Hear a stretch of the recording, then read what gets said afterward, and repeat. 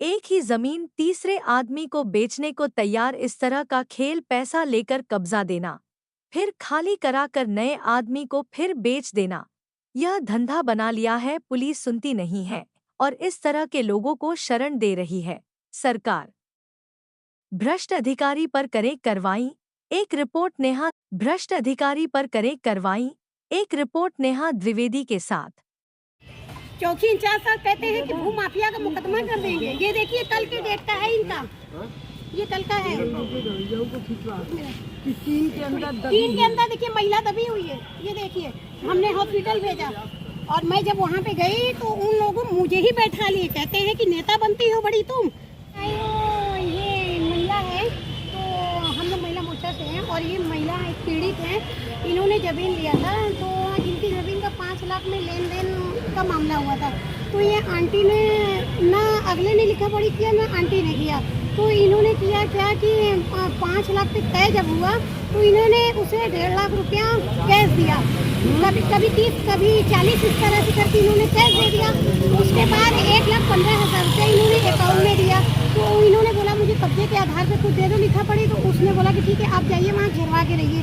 ये वहाँ पे कब्जा मिल गया, घेरवा के अपना जीवन यापन वहाँ पे कर रही है, रह रही हैं। उसके बाद जब लिखा पढ़ी की बात आई तो उसने बोला हम लिखा पढ़ी करेंगे। कचहरी से 33,000 का स्टाम्प तक आ गया, इनके पास है ये सारी चीज़ें। और वो बंदा कचहरी से आके भाग गया। अब क्या कहता है हमें 8 लाख रुपया चाहिए और ये जमीन पे रहती है।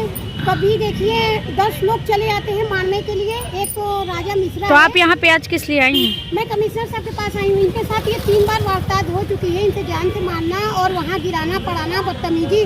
और जो राजा मिश्रा एक है वो क्या कहता है कि जो अजहरुद्दीन जो हैं जो जमीन बेचे हैं तो जिनसे मामला है, तो वो राजा मिश्रा कहता है धनंजय मिश्रा जी सीईओ जो हैं वो हमारे रिलेशन के, कोई मेरा कुछ कर नहीं सकता है। मेरे पास वीडियो है उसकी। वो कहता है कि कोई मेरा कुछ कर नहीं सकता है। और एक कुर्सीदा नाम की महिला है और एक वो है अजहरुद्दीन है और प्लस 10 अज्ञात लोग आते हैं, 10 लोग 15 लोग। और ये जब 112 को बुलाती है तो थाना चौकी होता है। थाना चौकी बस दिलासा दिलाता है हो जाएगा, पर थाना चौकी कुछ नहीं कर रहा है। तो आप आई हैं यहाँ पे कमिश्नर साहब? मैं कमिश्नर साहब के इसके पहले भी दिलाया है, एसीपी के यहाँ कागज गया था सब कुछ, लेकिन कुछ नहीं। तो क्या एक महिला को इंसाफ नहीं मिलेगा?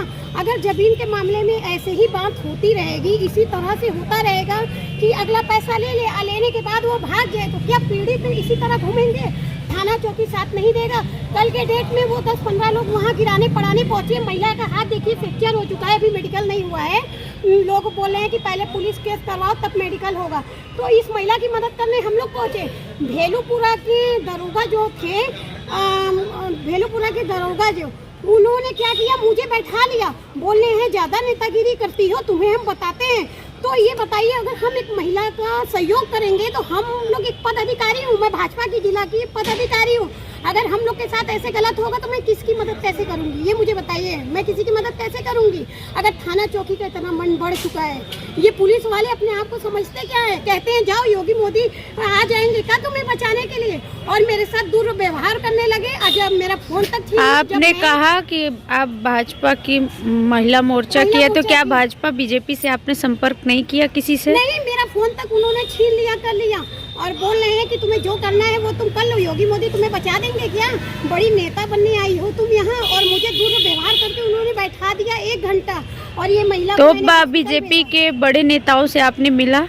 नहीं, मैं किसी से नहीं मिली। जब मैंने बोला कि मैं मीडिया को बुला रही हूँ, मेरा कसूर क्या है, बोले कि तुम्हारे पे 151 करेंगे। हमने कहा ठीक है, 10 साल के रिकॉर्ड में आज मैं जेल जाऊंगी तो मुझे गर्व होगा, आप मुझे जेल भेज दो, मुझे कोई डर नहीं है। तो उन्होंने बोला कि महिला ये बहुत ज़्यादा बदतमीजी करी। हम कहा मैं मीडिया को बुला रही हूँ। जब मैं मीडिया से संपर्क करने लगी मोबाइल, एक महिला की हेल्प से, मैं जब मोबाइल से मीडिया वाले को बुलाने लगी तब उन्होंने मुझे जल्दी से छोड़ दिया कि आप यहाँ बखेड़ा मत कीजिए।